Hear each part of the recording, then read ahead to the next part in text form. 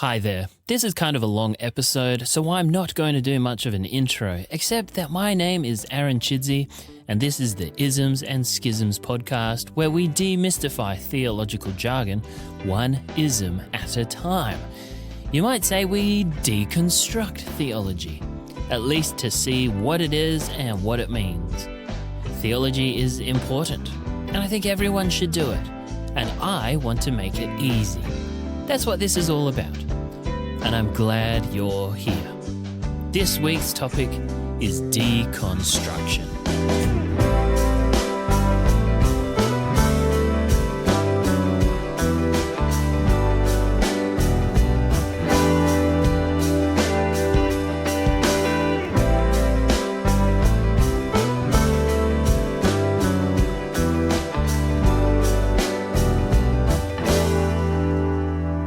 So this episode is all about deconstruction, but actually I'm trying to construct a podcast. So it would be so good if you rated, reviewed, liked, shared with someone, gave me a high five when you see me. Any and all of these would be highly appreciated. Your support will help grow the podcast and enable me to continue to demystify theological jargon and help you and people like you to think deeply about the Christian faith. Probably the easiest thing you can do right now, unless you're driving, I don't know what you're doing right now, but the easiest thing at some point is to follow the podcast so that you never miss an episode. There could be lots of reasons why you have chosen to listen to this specific episode on deconstruction. Perhaps you're my mum, trying to support your son. Thanks, Mum. Love you, Mum. Or perhaps you've heard the term deconstruction floating around the place and you want to know more. There's been a lot of talk about deconstruction recently. Sometimes it's demonized and sometimes it's valorized. There's hashtags and books and sermons and Instagram reels, and it's all a little bit confusing. So maybe you came here to try to untangle it all. Hopefully I can help. Or perhaps you are going through a process of deconstruction yourself. And if so, know that you are more than welcome here, and I feel honored that you chose to listen to me. So what is deconstruction? The term generally comes from Jacques Derrida, a postmodern philosopher who looks exactly like what you'd imagine a postmodern philosopher would look like. And he spoke about this idea of deconstruction in the philosophy of literature and language. Honestly, I don't 100% understand. I don't think anyone 100% understands what he says. I don't think Derrida was 100% sure about what he was talking. But I'm pretty sure his idea of deconstruction had to do with how words don't necessarily have meaning in themselves, but have meaning in relation to other words. So we know the meaning of the word boat in that it differs to ferry or car or giraffe or rain jacket. But how we understand the meaning of the word boat also depends on our context. I might be thinking of a little dinghy. You might be thinking of a canoe. Kind of like what I was saying about sausages in the last episode.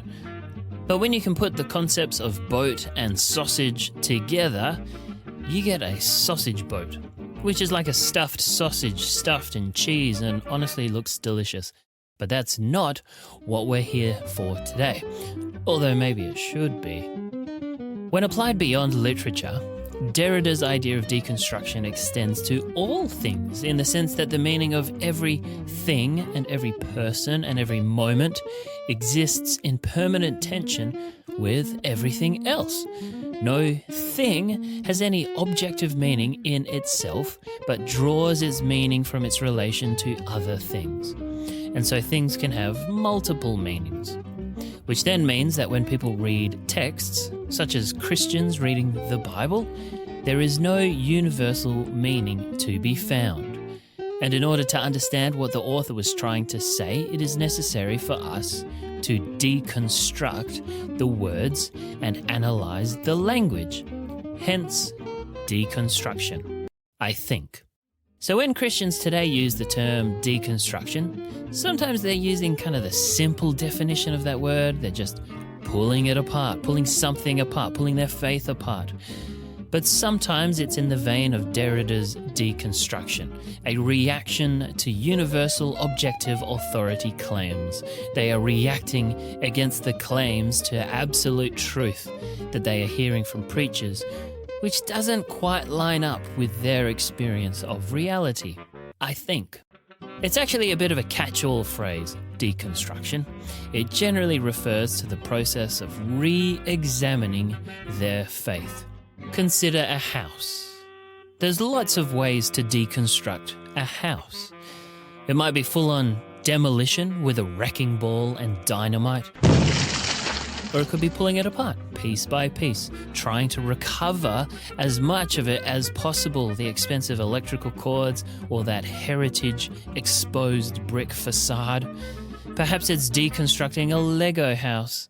It could be taking it apart and sorting it piece by piece into colours and shapes to use again in a new Lego construction.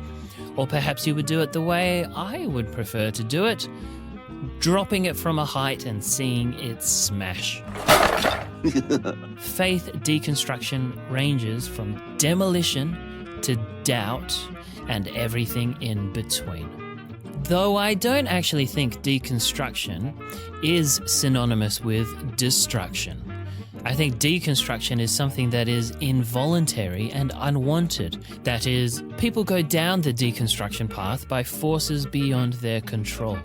A niggling question or a toxic environment, or perhaps they've witnessed or were victims of something really not nice.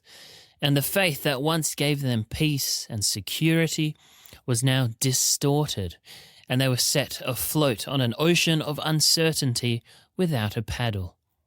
It is very often painful and difficult to go through deconstruction, because faith is such a deeply rooted part of a person's identity, and it is certainly not something that evokes the sort of glee that I get when I destroy my Lego masterpieces. I should also clarify, in case anyone was concerned, I don't destroy my 3-year-old son's Lego constructions, at least not intentionally. Maybe it's not deconstruction, but more of a remodeling. Rather than pulling the whole thing down, you move some of the furniture around or replace the carpet that your cat peed on. Or maybe you leave most of the house fine, but knock a couple of walls down and make a big open space to put a pool table. Or you extend the house with a nice alfresco and put in an actual pool. And maybe in the process you accidentally knock down a supporting wall and a big chunk of the house falls in on itself. My point is that I am not much of a renovator. But more to the point, deconstruction is a very diverse term and looks different for everyone, but is usually not a fun time for anyone. When we talk about deconstruction, we're not talking about rejection. This is not about people who've kind of given Christianity a try and have decided it's not actually for them. We're talking about people who have deeply invested in their faith, often because they grew up in it. And it's also often more of a conservative faith, and have or are going through the difficult process of having that faith, which once gave them so much purpose and meaning, collapse around them. The theologian Brian Zahnd defined deconstruction as a crisis of Christian faith that leads to either a re-evaluation of Christianity or sometimes a total abandonment of Christianity. I also like the way Rachel Held Evans talks about deconstruction, that it is taking a massive inventory of your faith, tearing every doctrine from the cupboard and turning each one over in your hand. So deconstruction is not necessarily about destruction. Sometimes it might result in completely leaving the faith for various reasons, but sometimes people deconstruct only to reconstruct. And sometimes, after the process of reconstruction, that faith is big and bold and better than what it was before. And I think it's an important topic to think about, whether you are going through deconstruction or know someone who is going through it or not, because a lot of people are. Statistically, there are just as many Christians who do not regularly attend a church as there are Christians who do. That is a huge statistic. 50% of all Christians don't attend a church. Not all of them have necessarily deconstructed or have walked away from the faith, but a lot have. What causes deconstruction?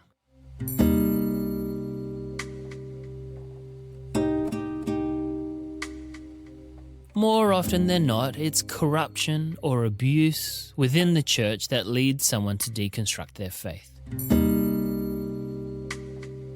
Some people from within the faith interpret deconstruction as a rejection of God, of Jesus, of the Bible, of faith in general, when more often than not, it's a rejection of the people who claim to represent God and Jesus, not necessarily a rejection of God.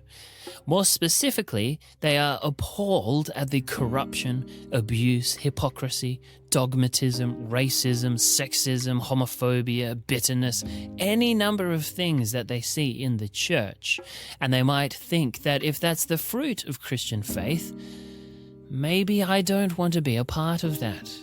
If the fruit is rotten, maybe the theology is rotten. A study from 2019 showed that 10% of Protestants under the age of 35 left their church because they felt that sexual abuse in churches wasn't being taken seriously enough. That's a huge statistic. 10% of all Protestants under the age of 35. That's a lot of people, and they're leaving because of sex scandals and abuse occurring in the church. There's also what's perceived as hypocrisy, particularly when pastors are wearing expensive clothes, buying big houses, and flying around in private jets. Just look at the traction that preachers and sneakers got. But what makes it all the more worse is the fact that church leaders encourage people to a higher moral standard. And if they themselves are not living up to that standard, it can be seen as betrayal. There's a bit of a difference between Christian leaders or church leaders and leaders of anywhere else, because church leaders are supposed to be the exemplars of a good moral life. So when they're not living up to that, it can be difficult to digest. Preachers wearing Louis Vuitton while telling people to tithe is basically what Luther and the other early Protestants were responding to. But we'll return to the early Protestants in a moment. Now, of course, we need to recognize that they are human beings, and they are not perfect, and they will make mistakes, just like everybody else.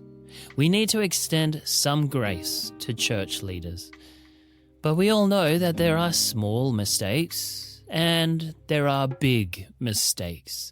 And when a leader who preaches about humility and selflessness and following Christ and is living a life that does not look like that, or is doing some things that are really not great, are actually quite horrible, and doesn't seem to be sorry about it at all, that's a problem. Sometimes people deconstruct because of intellectual reasons. Sometimes people don't find the theology they've been taught to be satisfying or accurate to their experience of reality. It might be perceived as antiquated, reflecting the values of an early era that don't really make sense in the 21st century. They spot contradictions, or their theology doesn't match their scientific understanding of the world, or some of the stories from history, like the Crusades or Henry VIII, put a bad taste in their mouth. Sometimes it's a question of ethics. Their theological system encourages the subjugation or even the rejection of groups of people, and they find that deeply problematic. Or it's theodicy, the question of why God would allow suffering in the world. These sorts of things can lead people toward deconstruction, especially if no one who actually looks and acts like Jesus comes alongside them and tries to help. Now, if a theological system cannot stand up to questioning and critical reflection, then it's not a particularly strong system, and it probably needs to be deconstructed.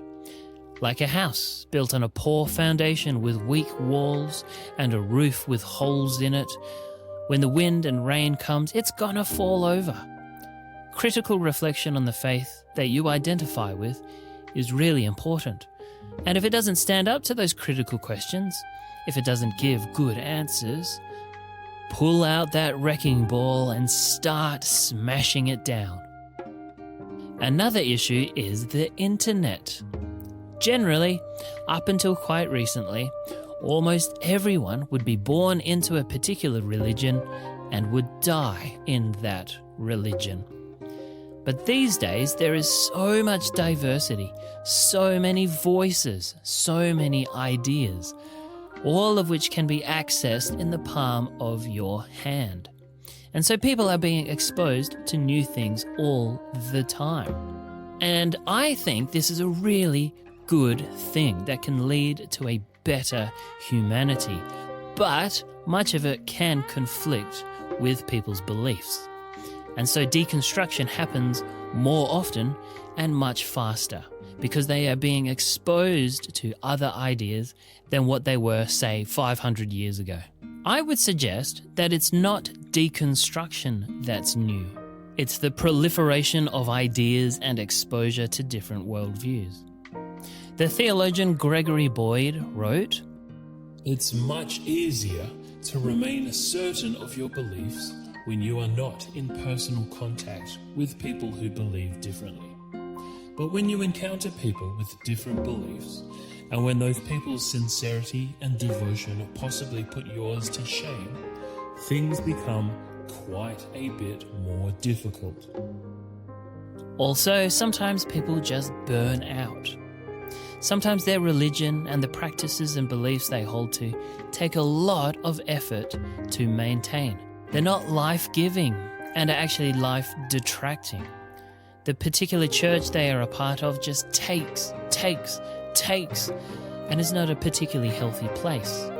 Or perhaps, for whatever reason, they feel the need to constantly prove themselves, to be super Christian, or to be the leader.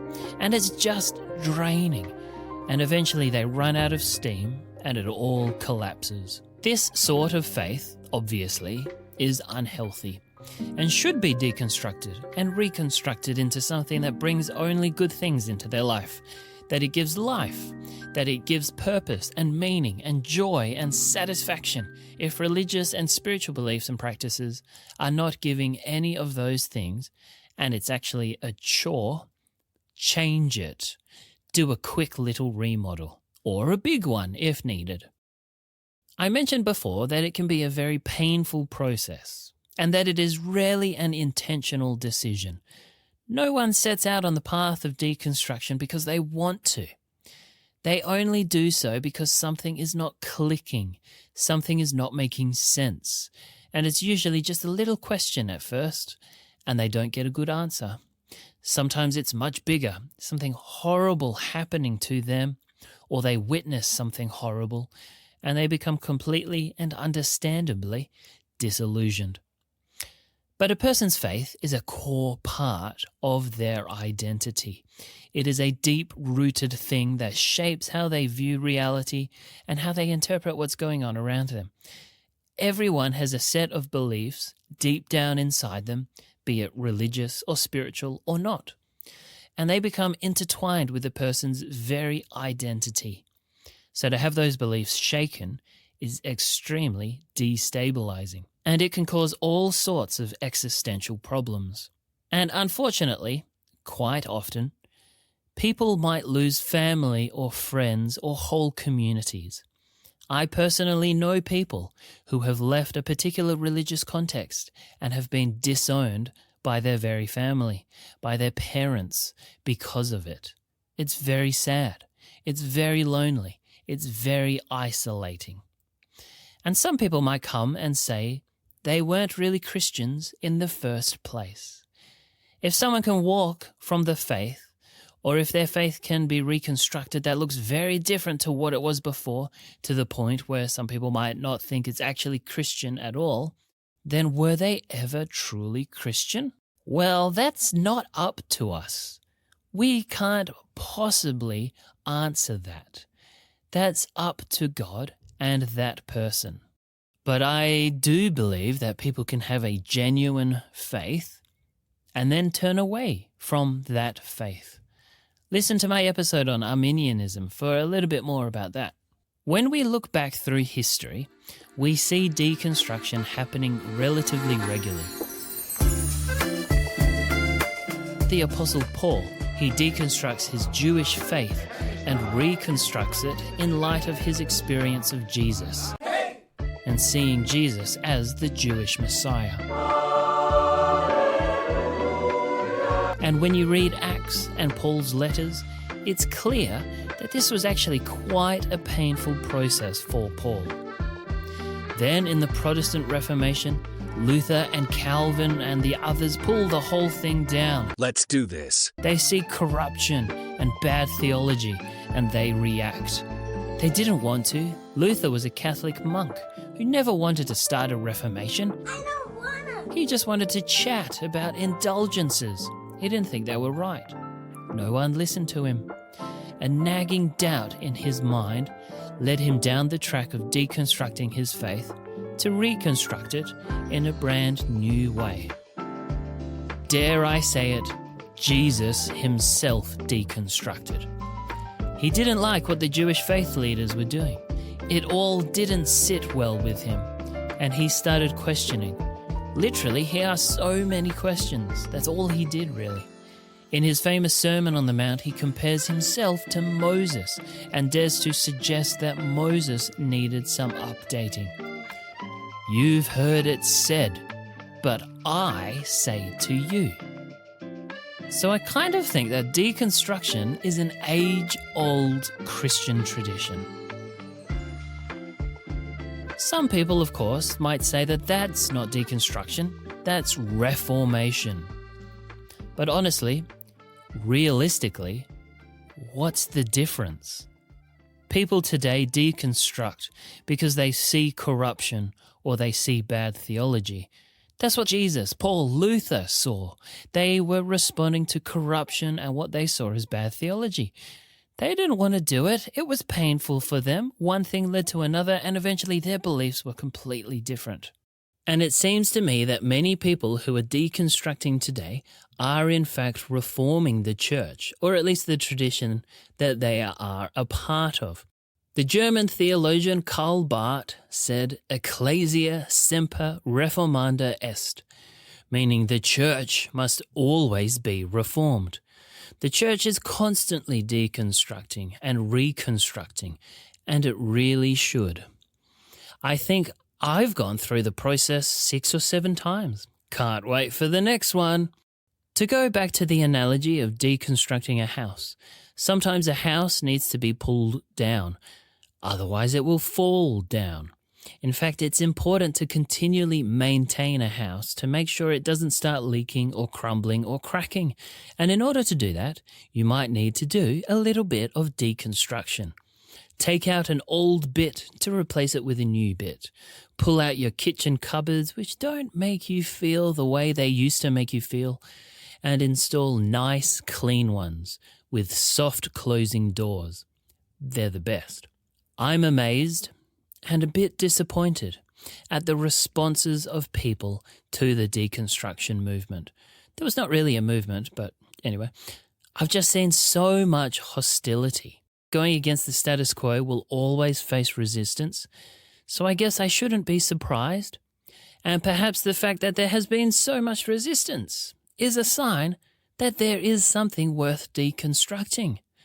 But I've seen lots of insults flung at people who have left the church, have deconstructed, or identify as ex-evangelical. And it's so disheartening. What is that going to accomplish?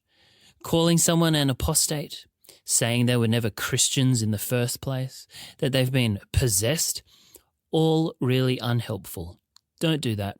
Stop doing that. There are a couple of rather prominent conservative American Christians, theologians and apologists, who have spoken about deconstruction, published a book about it, basically as though deconstruction is the world's worst evil.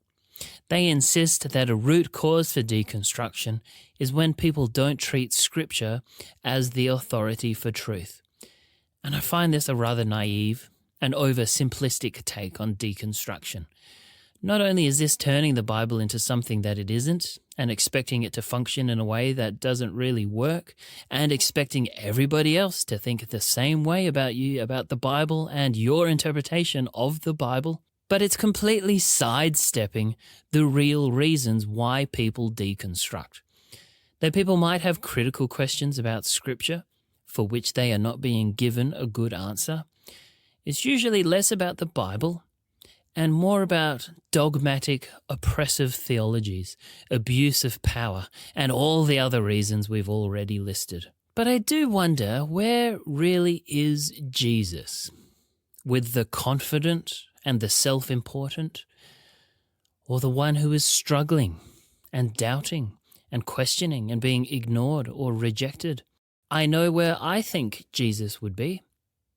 If you know someone who is going through a process of deconstruction, of questioning the faith tradition they are or have been a part of, be patient. Do not be dogmatic. Do not tell them they're slipping or have become apostates. Do not tell them to just read the Bible or insist that they come to church. Don't tell them that they were never actually Christian, anything like that. That just makes things worse. Instead, be patient with them, remind them that you still love them, come alongside them, and be with them. Avoid shame at all costs. Just be a friend. This is their journey, not yours. They will land where they land. That's between them and God. Your role is to just come alongside them. If it is you who is going through deconstruction, be kind to yourself. If deconstruction is a general reference to a re-examination of your faith, I personally think that it is something we should do on a regular basis. We should regularly check to make sure we're on the right track. I don't want to glorify deconstruction, but I don't think we should avoid it either. Though some people end up deconverting at the end of their deconstruction process, others end up with a much more robust and fulfilling faith. If there are corrupt and unethical practices or beliefs, they need not just deconstruction, but destruction. Antiquated theologies or hermeneutics that reflect ideologies or worldviews of a bygone era, or haven't kept up with or even contradict modern scientific knowledge, needs to be deconstructed. The simple truth is that deconstruction, though often painful, is sometimes good. But just a word of caution, deconstruction could make you a cynical person, or self-righteous or nihilistic. I don't think these are particularly virtuous traits, regardless of whether you end up reconstructing or deconverting. Cynicism, self-righteousness, and nihilism can be harmful to yourself and those around you. So through the process of deconstruction, find that kernel of hope. Concentrate on something good, whatever that is. Be stoic and let the bad and negative slip past like water off a duck's back. Find something that matters to you and concentrate on that. I hope you found this episode interesting. If you are deconstructing and feel lonely or isolated, send me a message at the Isms and Schisms Instagram. I'll be your friend. A reminder that if you leave a review on Apple, I will read it out on the podcast. And if you would like to support the podcast, the easiest thing to do is to click the follow button so you don't miss an episode. This episode was recorded on the traditional lands of the Whadjuk Noongar people. I look forward to exploring more isms and schisms with you.